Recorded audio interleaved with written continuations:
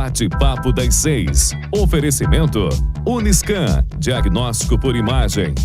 Rio Doce Radiologia. Unicor.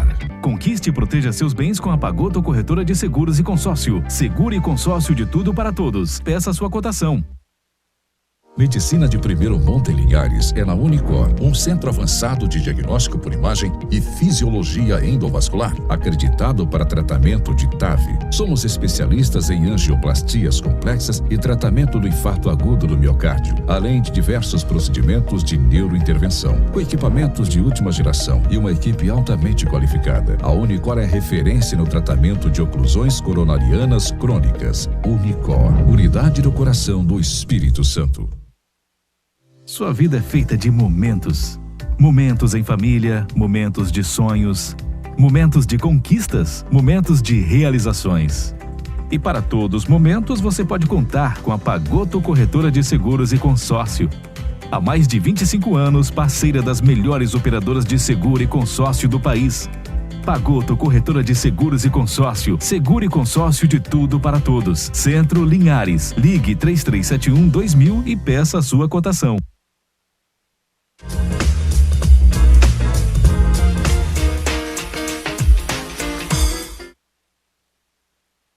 Olá, como vai? Estamos aqui novamente para falar de medicina e saúde no Bate-Papo das 6. E hoje nós vamos falar de um tema que esperávamos novamente que não fosse um tema da atualidade, mas ainda persiste, que é a questão do tratamento intensivo do Covid. E hoje eu tenho o prazer de receber aqui 3 pessoas que estão hoje no município de Linhares, estão conosco aqui para ajudar no combate dessa doença, que a gente vai falar um pouco mais dela, da gravidade dela aqui, porque a gente vai falar dos cuidados intensivos que ela precisa ter, né? E para falar disso, são 3 especialistas que vieram para estar junto conosco no Hospital LMC, e entre elas está aqui ao meu lado a doutora Débora Eulálio, que é cardiologista, especialista também em clínica médica, e é responsável pela clínica médica, pelo setor de clínica hoje do Hospital LMC.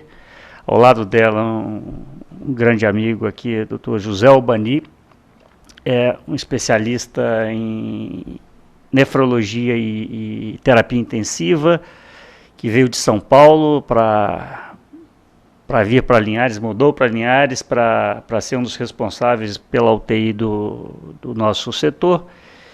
E ao nosso lado, Dr. Rodrigo Figueiredo, que é um grande amigo, que responsável pela nossa UTI também, que é o coordenador das UTIs, em que já faz um trabalho brilhante na cidade vizinha de Colatina, e a gente tem muito orgulho de tê-lo conosco aqui, devido aos seus resultados, a experiência vivida já com essa questão do Covid.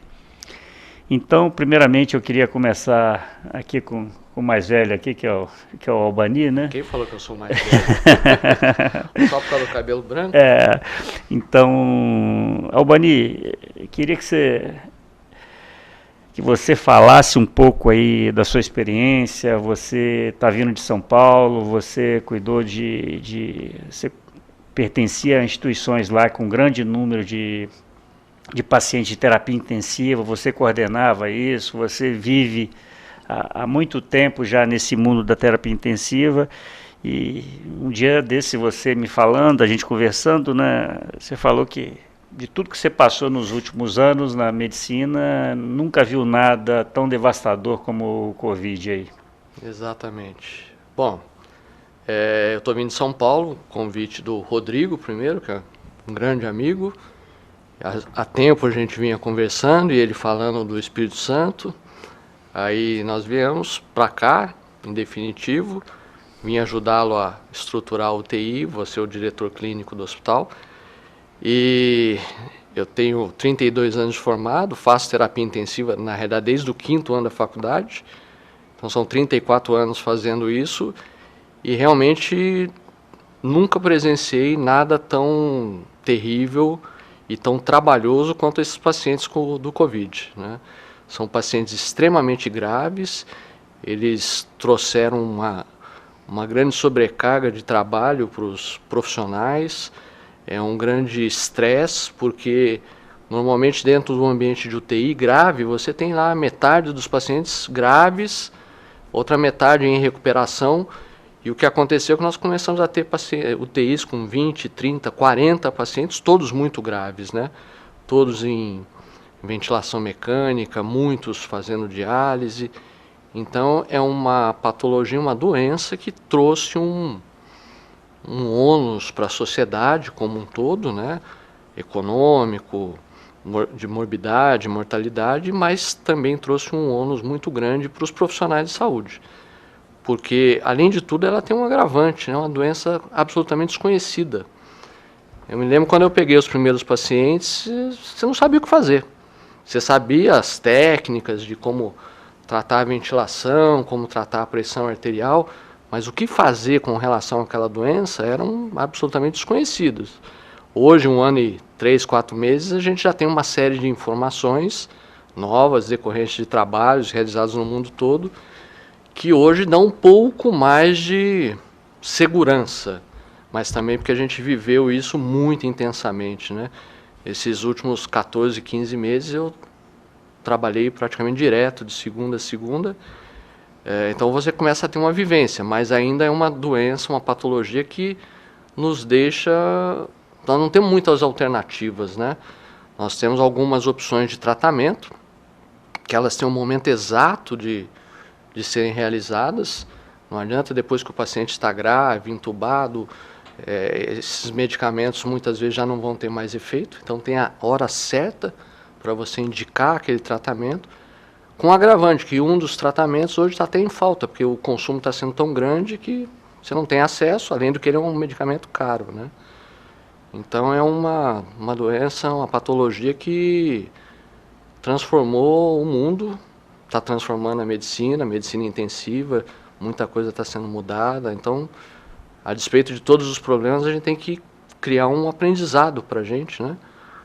Como médico, como pessoa. Então, a ideia é poder fazer o melhor aqui em Linhares, trazer a medicina de qualidade, que o Rodrigo, tenho certeza que já faz aqui há muitos anos. Então é isso, em Minas Gerais. Rodrigo, então, queria que você falasse um pouco aí, você coordena 3 UTIs em Colatina, né, e você está localmente, né, está regionalmente aqui já lidando com isso desde o início da pandemia. Qual a sua percepção no momento agora? Essa pandemia, ela está diminuindo ou fica naquele efeito sanfona, vai, sobe, desce? E a sua experiência aí, como foi esse tempo que você passou aí vivendo exclusivamente, né? A gente pensa que vai mudar, virar a chave, né? Mas não vira, né? Então volta e não tem o remédio milagroso, não tem a solução. A solução é tratar bem, tratar com tecnologia, com equipamentos, e saber a hora de usar alguns dispositivos, né? Mas ela parece uma doença muito variável, né? Dependendo da fase que você pega ela, você perde a janela de terapêutica de várias coisas. Então, eu queria que você contasse um pouco aí como é que foi esse 1 ano e pouco aí que você já enfrentou isso na nossa região. Sim. Então, boa noite a todos, né? Tenho muito orgulho de estar aqui com essas 3 pessoas maravilhosas. Obrigado, João, pelo convite. A Débora por estar conosco aqui também. A Débora veio de Belo Horizonte, né, uma cardiologista, que também já mexia com isso, com Covid. E com o Dr. Albani, que é uma pessoa que eu sempre tenho como uma referência na minha vida, como profissional e como pessoa também. Como você mesmo disse, eu já estou em Colatina, né, tem 1 ano e meio que a gente já está na frente do Covid. Hoje lá eu participo da coordenação de 3 serviços de terapia intensiva, e desses 3 serviços de terapia intensiva, se a gente for somar as unidades de terapia intensiva, a gente tem 6 unidades de terapia intensiva, e apenas 2 hoje são unidades gerais. As outras 4 unidades são todas unidades voltadas para o tratamento de pacientes com Covid. E agora nós estamos com mais 2 UTIs, né, aqui no LMC, a princípio voltada para o tratamento do Covid. Então, como o Albani mesmo disse, a gente já tem uma experiência já com o tratamento do paciente com o Covid. Mas, como ele mesmo disse, muitas coisas ainda são obscuras para a gente, né? Não existe uma medicação, um tratamento que seja bem efetivo durante o decorrer da doença. Eu sempre falo com as pessoas que o tratamento melhor para o paciente com Covid é o cuidado que ele vai ter na terapia intensiva, né?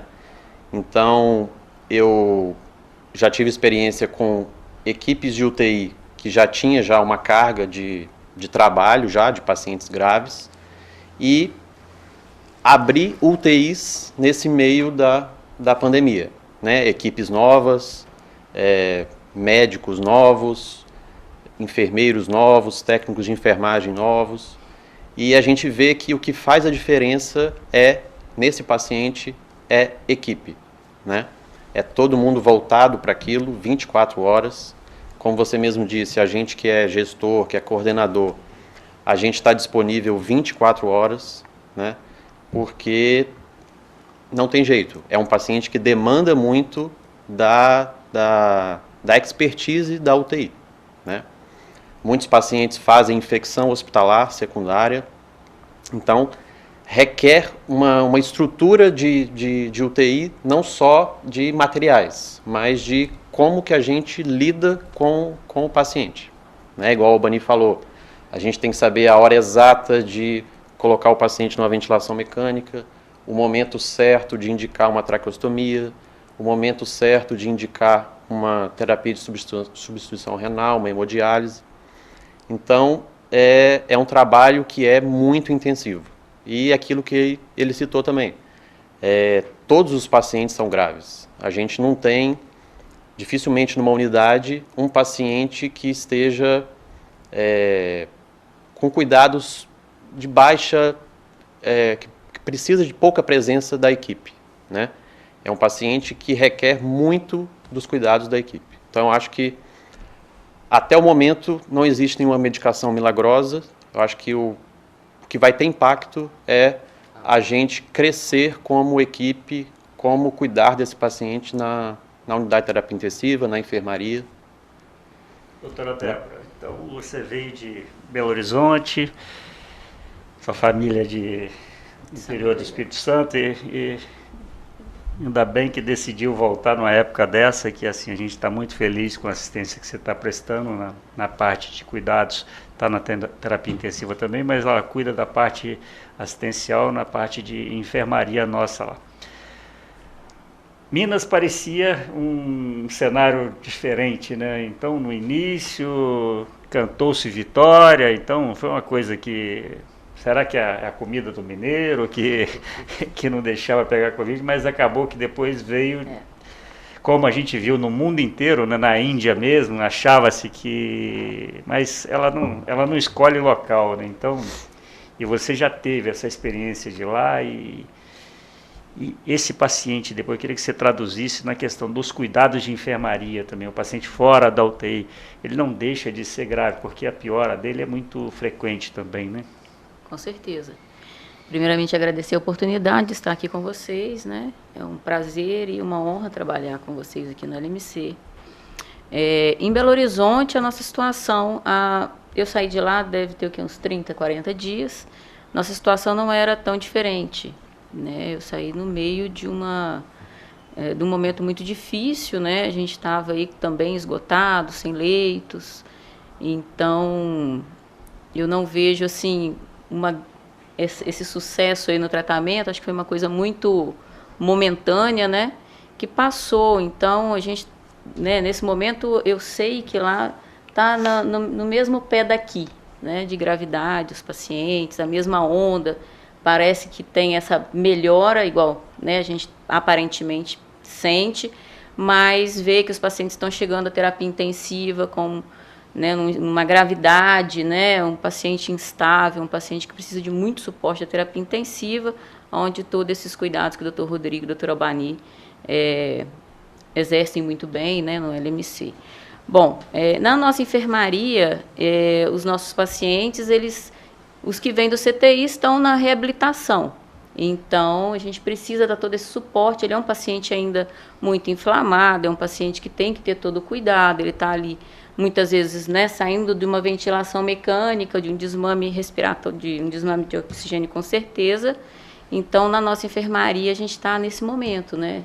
É para dar esse suporte num pós-CTI, ou mesmo o paciente que veio para nós, né, e está ali necessitando de uma suplementação com oxigênio. A maioria que vem internado, né, por esse motivo, não consegue ficar bem sem a suplementação de oxigênio.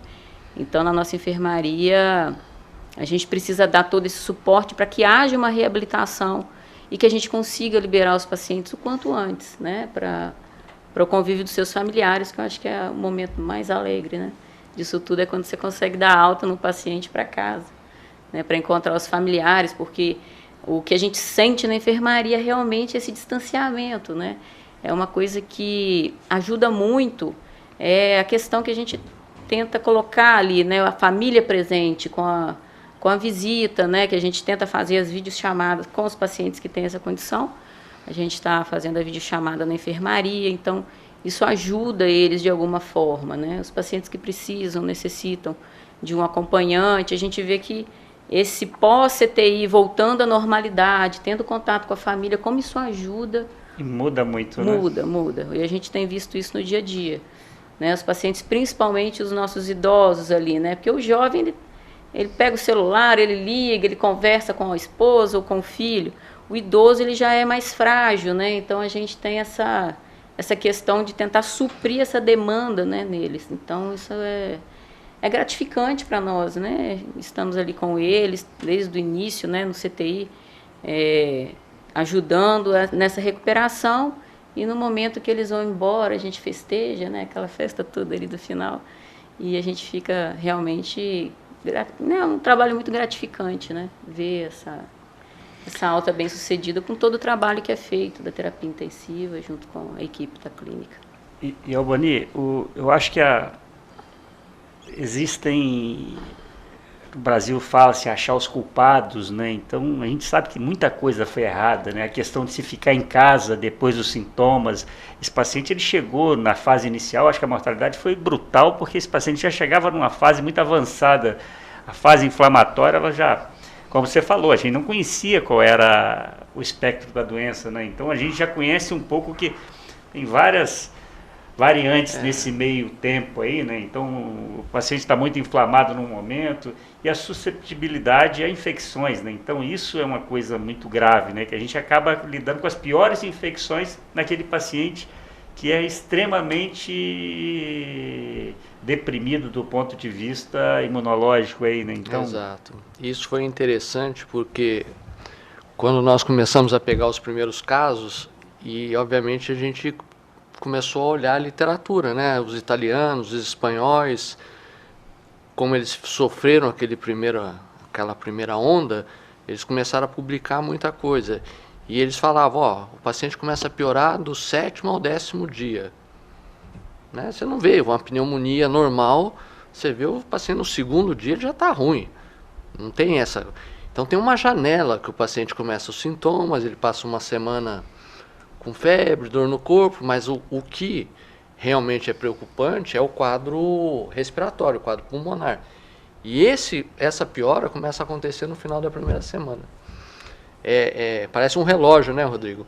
Sim. Antes disso, dificilmente você vê antes de uma semana o paciente piorar.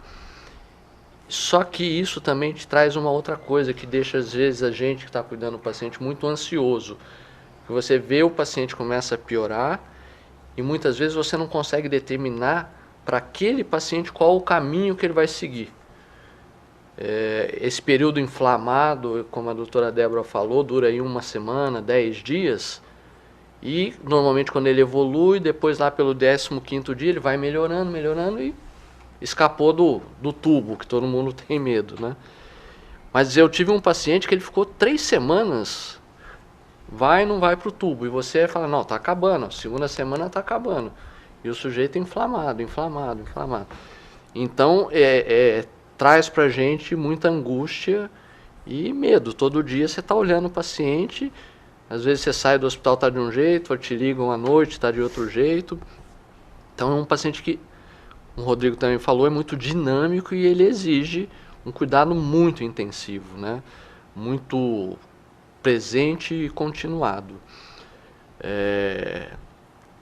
Agora, outra coisa que também a gente foi aprendendo, no início não falou em cloroquina, N medicamentos, vários desses medicamentos já foram comprovados que não têm ação, alguns foram comprovados que têm ação, mas também uma ação não é milagrosa, não tem nada que vai realmente curar e acabar com a doença, não existe, por isso que o melhor remédio ainda é não ir para a terapia intensiva, o melhor remédio é se vacinar, o melhor remédio é manter as medidas de higiene das mãos, uso de máscaras, contato prévio. Aqui nós estamos todos juntos, mas estamos todos vacinados por sermos profissionais de saúde. Então isso é o que faz a diferença, né? Teve um grande intensivista italiano que ele falou, ele fez um paralelo interessante, que ele falou o seguinte: se você tem uma estrada que está toda esburacada, qual vai ser a sua solução? Botar mais borracharia para consertar os pneus furados ou vai recapear a estrada?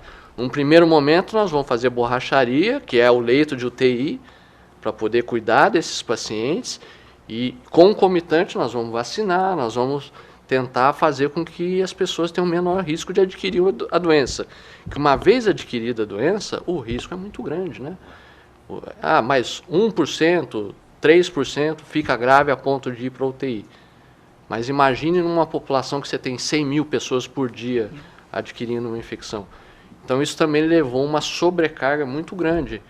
Então o fato de você ter o leito de terapia intensiva não quer dizer que você vai ter o cuidado que seria recomendado.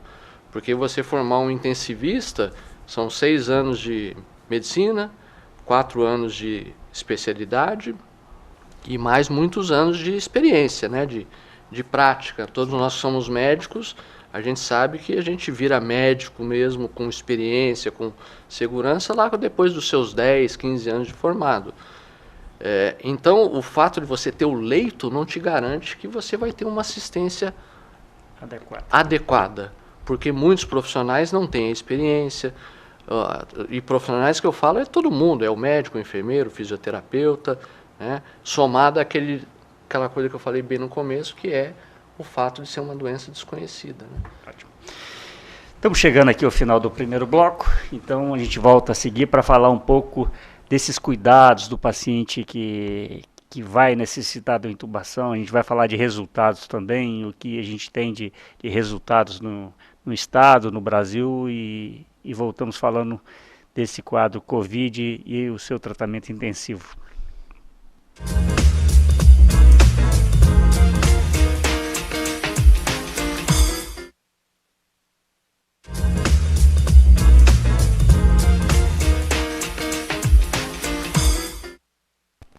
Voltando para o segundo bloco, falando da terapia intensiva num paciente do Covid, né? Aqui ao meu lado a doutora Débora Eulálio, doutor José Albani, doutor Rodrigo Figueiredo, que são especialistas em terapia intensiva e cuidados com o paciente do Covid. E, Rodrigo, hoje completam 30 dias do nosso início, né, das operações do hospital, focado nesse paciente do Covid, né? Então, 100% dos pacientes são tratados com essa patologia. Tem muitos dados aí que a gente vê, alguns dados do estado, o paciente que é intubado tem uma mortalidade muito alta, então assusta muito. A gente vê que o estado estava com uma mortalidade de 92%, né? Em alguns centros aí chegou a 96%, isso quer dizer, a cada 100 pacientes que vão para o tubo, somente 4 ou 8, né, ele consegue sair e ter uma recuperação. Isso explica um pouquinho o que é isso aí, até falando com a Albania, fala que é a terapia intensiva, né? Então não tem doença que precisa de uma terapia mais intensiva do que essa, né? Sim. Então, como você falou, os pacientes que vão para a terapia intensiva, geralmente são os pacientes que evoluem grave, né? E esses que evoluem grave, que a gente cita, são os pacientes que necessitam da ventilação mecânica. Em geral, o tempo de ventilação mecânica desses pacientes é muito elevado, né? Os pacientes que estão em ventilação mecânica e fazem disfunção de outros órgãos, principalmente o rim, a mortalidade realmente ela é muito alta, né? E como eu tinha falado, isso, querendo ou não, mede a nossa eficiência em relação a tratamento na unidade. A mortalidade, então, desses pacientes é muito alta, principalmente com infecções secundárias que o paciente acaba adquirindo na unidade, né? É um paciente que está entubado, é um paciente que usa catéteres venosos, então, sonda vesical, sonda nasentérica. Então, ele está sujeito a portas de entrada para germes oportunistas. Então, a mortalidade desses pacientes gira muito em torno disso. Um outro fator, né? Esse paciente ele pode ter uma mortalidade um pouco mais tardia, que é esses pacientes que ficam muito tempo na ventilação mecânica, fazem tetraparesia, né? Muito tempo sedado, eles usam muito bloqueadores neuromusculares. Isso impacta na reabilitação desses pacientes. Então, às vezes, eles vencem a primeira fase, né? Eles não estão mais transmitindo o vírus, não tem mais infecção pelo vírus, só que agora eles estão numa fase de reabilitação. Então, eles ainda estão em desmame ventilatório, eles ainda estão usando corticoide em desmame, eles ainda estão restritos ao leito da unidade. E nesse meio tempo em que ele está nessa reabilitação, acaba acontecendo fatores que, infelizmente, fazem com que esse paciente não tenha um sucesso adequado. Então, existe aqueles casos em que eles não resistem no início, né? E aqueles casos em que vencem o COVID, vencem aquela fase inflamatória, mas que evoluem com sequelas de toda a internação que ele passou, né? E é por isso que eu digo que isso tudo necessita de todo o suporte que a gente dá para esses pacientes. Hoje aqui no nosso serviço, né, hoje está fazendo um mês que a gente abriu a unidade aqui, as duas unidades no LMC, né, são duas unidades voltadas para o tratamento de pacientes com COVID, e a gente estava até discutindo aqui nos bastidores. Nós já temos pacientes que a gente diz que são pacientes crônicos, né? São pacientes que venceram essa primeira fase e agora estão lá numa fase de reabilitação, né? Já estão tendo que fazer uma traqueostomia, já estão com uma fisioterapia um pouco mais intensiva da parte motora, são pacientes que já estão sendo mobilizados fora do leito. Nesses casos, a gente já até, como é um paciente que já venceu o COVID, a gente já começa a pensar num acompanhamento mais humanizado desses casos, de acompanhante junto com o paciente, né? Flexibilizar um pouco essa parte do isolamento. Nesse primeiro mês, a gente teve em torno de 45 pacientes, 45 admissões. 45 admissões. Desses pacientes, a gente ainda tem alguns que estão internados no hospital. E nesse primeiro mês, graças a Deus, o nosso resultado está sendo um resultado bem satisfatório, né? Dos pacientes que a gente ventilou, em torno de 50%, 55% desses pacientes tiveram sucesso, né? Tiveram alta do hospital. E isso mostra a nossa eficiência em relação ao tratamento do COVID, né? Na parte de reabilitação, na parte de nós estarmos bem próximo desse paciente em todo o tempo, né? Como eu falei, 24 horas a gente fica ali à disposição para auxiliar a equipe ou ir no hospital para tratar alguma intercorrência. Então, eu acho que Acho que a ideia é essa. O que faz a diferença é a nossa presença nesses casos. Posso fazer uma observação? O Rodrigo falou um negócio muito importante. O tema era tecnologia e o cuidado. A gente pensa, quando a gente fala em tecnologia, a gente pensa em tecnologia hard, que é a tecnologia do tomógrafo, da ressonância, do respirador. Isso é fundamental. A medicina hoje, ela é diferente de 40, 50 anos atrás, que era um estetoscópio, um raio-x e um laboratório básico. Hoje a tecnologia médica, ela avançou muito. Ela faz diferença? Faz. Mas se ela não tiver a tecnologia soft, que são as pessoas, os processos organizados, não tem tomógrafo, não tem ressonância, não tem respirador que tenha sucesso. Então, isso que o Rodrigo está falando é uma coisa muito importante.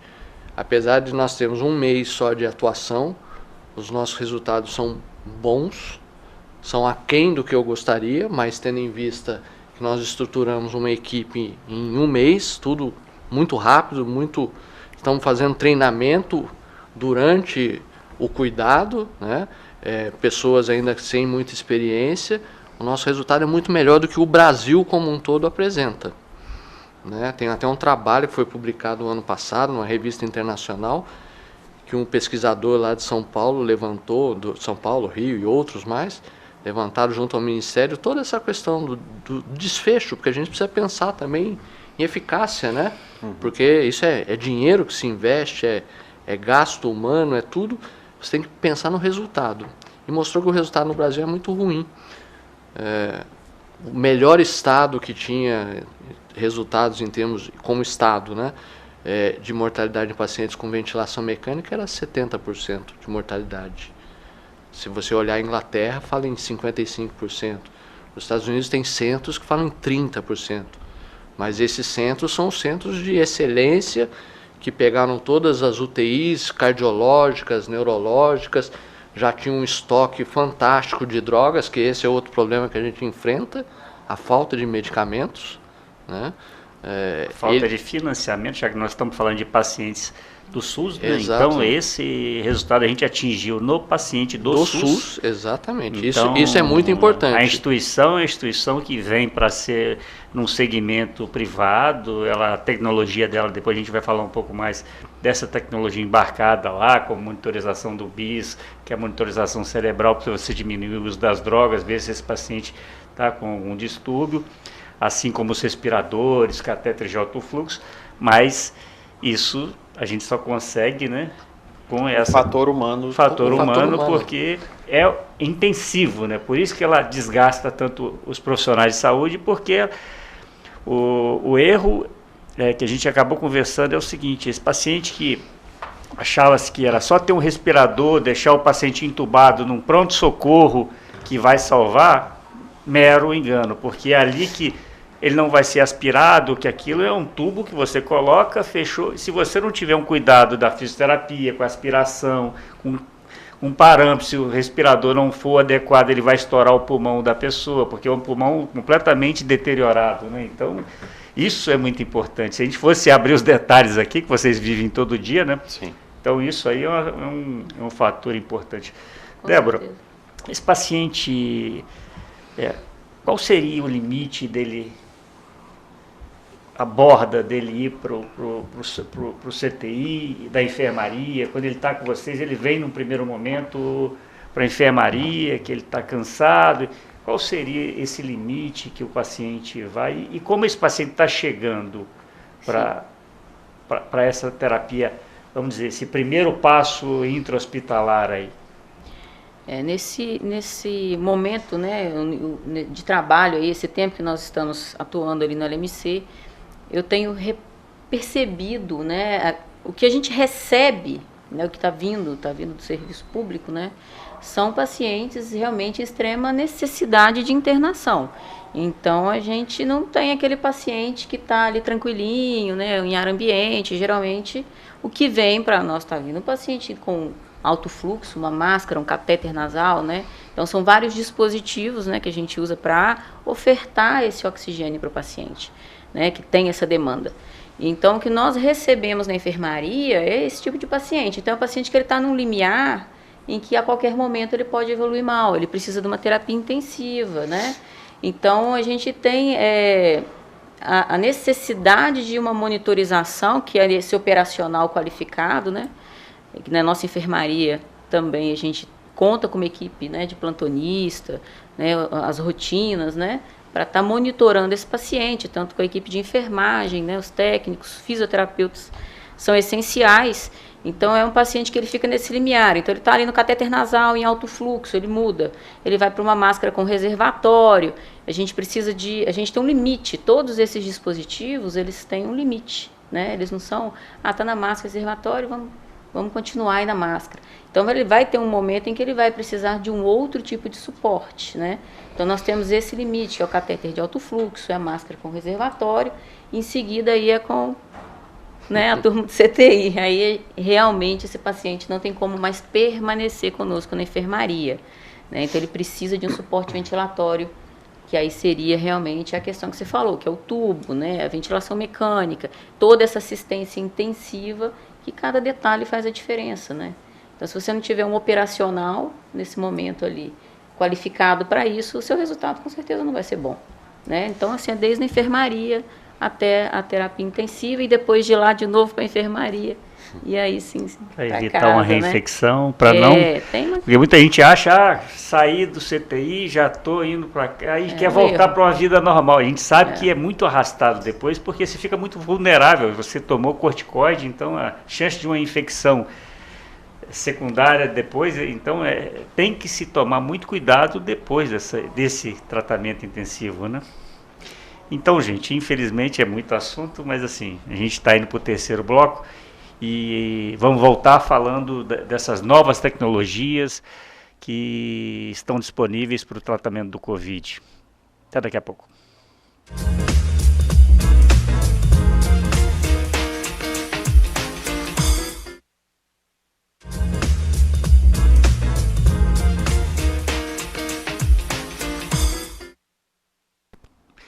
Voltando, falando de terapia intensiva no Covid, né, as tecnologias envolvidas, aqui novamente com a doutora Débora Eulalio, doutor José Albani, que é especialista na parte de renal e terapia intensiva, e doutor Rodrigo Feiredo também, que é especialista na parte de terapia intensiva.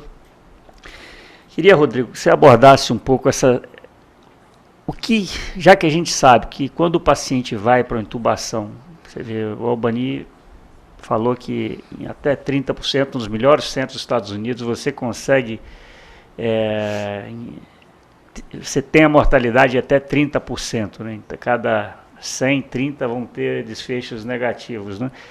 Então, o que a gente poderia hoje, associado à tecnologia, evitar que esse paciente evolua para o tubo, né? Então, e também, depois que esse paciente está entubado, como a gente minimizar esse risco? A gente sabe que o respirador, dependendo da situação, ele pode causar um pneumotórax, que é extravasar, romper o pulmão ali.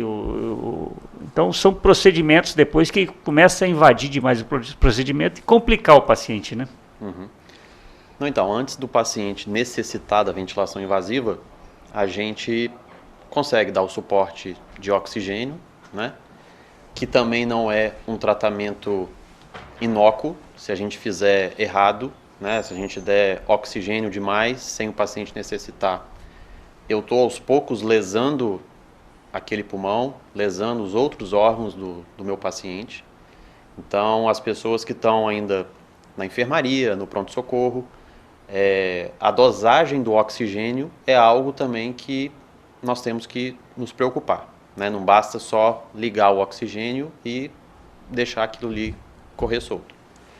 Outra tecnologia que a gente usa são os tipos de ventilação não invasiva, que é aquela ventilação que eu vou dar uma pressão positiva dentro do pulmão, mas eu não preciso do tubo, eu não preciso entubar o paciente, né? E hoje nós temos também um tipo de ventilação não invasiva, que é a cânula nasal de alto fluxo.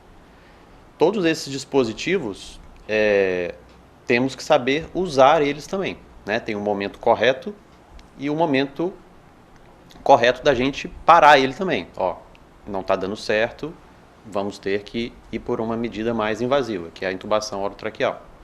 Então a gente tem a ventilação não invasiva, que a gente consegue fazer com um aparelho portátil ou no próprio aparelho de ventilação mecânica. Eu tenho algumas modalidades de ventilação não invasiva, né, nos ventiladores mais modernos. E esses ventiladores mais modernos também têm a modalidade cânula nasal de alto fluxo, né, semelhante aos ventiladores que nós temos lá no LMC. A cânula nasal de alto fluxo é mais confortável para o paciente, né? Ele não tem aquela máscara que veda a face dele, é só uma cânula nasal que dá um pouco de pressão positiva, além do oxigênio, e o paciente consegue conversar, ele consegue até comer com aquilo ali. Quando o paciente precisa de uma ventilação mais invasiva, que aí é a intubação orotraqueal, a gente necessita de ventiladores, né, ventilador mecânico multiprocessado, né? Eles têm softwares que a gente consegue ventilar esse paciente de várias maneiras. Então, o que a gente tenta na ventilação mecânica não invasiva? É adaptar aquela ventilação para aquele paciente, né? Tentar sempre individualizar cada caso, porque apesar de ser uma doença única, ela compromete o pulmão de várias maneiras. Então, tem pacientes que ficam com o pulmão, vamos dizer assim, mais duro, tem pacientes que ficam com o pulmão mais mole. Então, a tecnologia que o aparelho de ventilação mecânica nos dá, essa capacidade da gente individualizar caso a caso, isso faz total diferença, né? E isso a gente vê a evolução disso ao longo do tempo. E no Covid, com certeza, isso evoluiu muito, né? Hoje isso evolui de uma forma muito rápida. Tem vários modos ventilatórios que, se a gente não correr atrás, a gente não conhece aquele modo ventilatório. Então a gente tem que conhecer muito bem o nosso aparelho de ventilação mecânica para saber todas as ferramentas que ele consegue nos dar para tentar individualizar ao máximo aquele tratamento. Ótimo. Tem uma pergunta aqui de um colega nosso, um grande amigo, o Dr. Joel Gilberti. Depois da vacinação, né, a gente já tem, agora estamos vacinando os pacientes do grupo de risco, né, de 40, 50 anos, a gente está vendo, a pergunta dele é a seguinte: teve uma mudança na idade dos pacientes das UTIs, então como é que está o cenário atual hoje das UTIs? O idoso, o velhinho continua chegando ou esse paciente diminuiu? Qual é a nossa perspectiva hoje, momentânea? Assim, objetivamente, nessa segunda onda, eu tinha uma percepção que tinham mais pacientes jovens, isso foi verdade. Mas hoje, olhando objetivamente o número, a idade está semelhante à primeira onda. Mas tem vários lugares no mundo que isso já ficou provado. Israel, o número de mortes e de internações de idosos desapareceu por conta da vacinação. Então, quando a gente olha o nosso universo, é difícil de ver, né? Porque a gente também está recebendo pacientes do estado todo, de vários locais, e às vezes é uma amostra, não é a realidade do todo. Mas a tendência é exatamente, com a vacinação, cada vez mais você ter grupos de idade mais jovens adentrando a UTI. Em Colatina, nas UTIs, isso é nítido. A população jovem está mais presente nas UTIs. Hoje, a gente tem paciente de 38, 40 anos, 45 anos dentro da unidade, né, em estado grave. E pacientes que quase não têm nenhuma comorbidade. Ele não tem motivo para estar fazendo um quadro grave. Não é obeso, não é diabético, não é hipertenso, né? Exatamente. Da nossa população, nossa amostra, 25% não tem nenhuma doença. Nem obesidade, nem as mais comuns: hipertensão, diabetes, obesidade, doenças pulmonares crônicas, mas esse é o mais frequente. Mas tem uma população que não tem nada mesmo. O fator genético aí, vocês acham que às vezes tem situações devastadoras em famílias aí, né? Vocês acreditam no fator genético? Sim, já existe evidência que existem algumas famílias que têm... Porque o que é? O vírus, ele desencadeia uma reação inflamatória no organismo do paciente. E essa reação inflamatória, por vezes exacerbada, muito intensa, é que acaba matando o paciente. Então, o organismo reage de uma maneira além do que seria necessária e acaba lesando o pulmão, o rim, os órgãos todos. E já tem evidência científica que algumas famílias têm um perfil genético que existe essa reação inflamatória exacerbada para as infecções outras. E isso, obviamente, deve valer para o Covid também, porque é uma infecção, né? Então, o fator genético, e na nossa prática a gente observa isso muito. Já vi pai, mãe, filho, tio morrerem na mesma família, na mesma internação. Isso chama muita atenção, né? Então, a intensidade, né, da resposta individual, né? Exato. Que vai fazer toda a diferença na evolução dessa doença, né? Então, e uma coisa do Covid que a gente vê, né, aquele paciente que às vezes ele está muito ruim, assim, na hora que ele engata a primeira ali de melhora, ele melhora muito rápido às vezes, né? Então, e ele piora também muito rápido, né? Sim. Tem muitos pacientes que ficam, igual o Bani falou, 10, 15, ele já ficou um mês com o paciente ali no oxigênio e você não sabe para que lado ele vai, se ele vai piorar ou se ele vai melhorar. Isso angustia muito a gente também, né? Porque não há muito o que fazer. Depois que passou certo tempo, não adianta mais eu dar corticoide, não adianta mais eu dar um imunomodulador. Então, infelizmente, é aguardar e dar o suporte ventilatório que a gente pode dar. E sempre a pergunta da família, mas doutor, o que o senhor acha que vai acontecer? Exatamente. E você não tem a resposta. Eu gostaria muito de ter a resposta, mas não tenho. E isso é uma constante. Mas vai melhorar? Quanto tempo vai melhorar? E essa questão do Covid também desenvolveu, pelo menos para mim, como intensivista, que a gente tem esse hábito de querer resolver. O intensivista tem que resolver tudo muito rápido, né? A gente está acostumado a ficar com o paciente 10, 15 dias na UTI. Mas o Covid trouxe esse ensinamento, pelo menos para mim. Paciência, resiliência. Exato.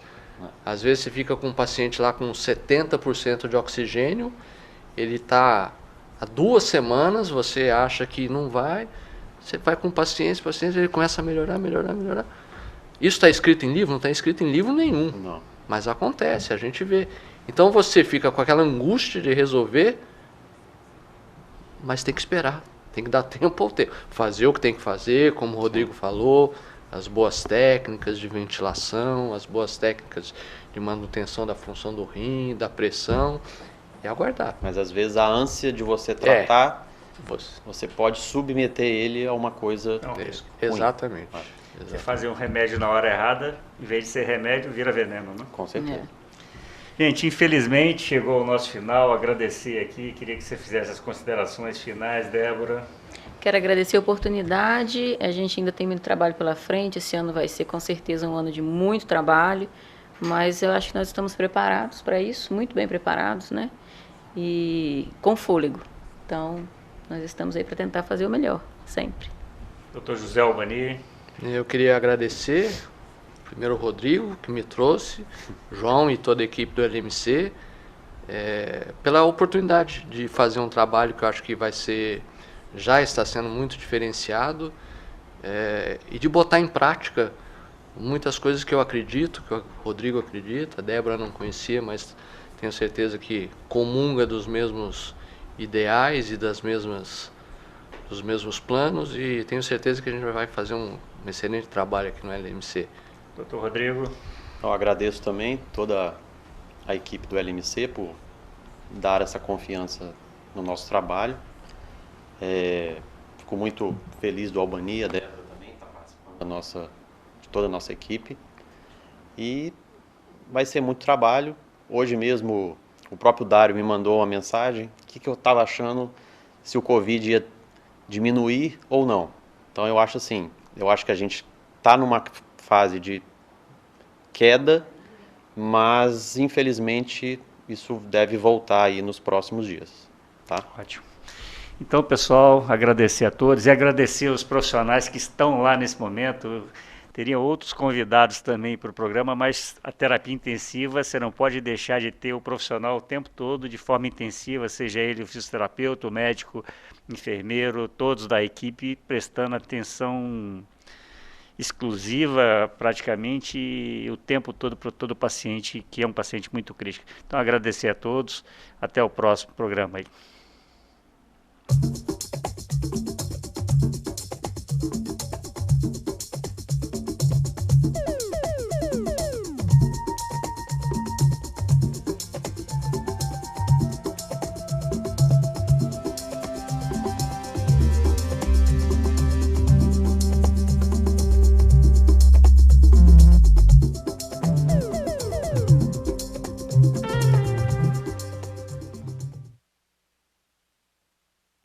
Bate-papo das 6. Oferecimento Uniscan, diagnóstico por imagem.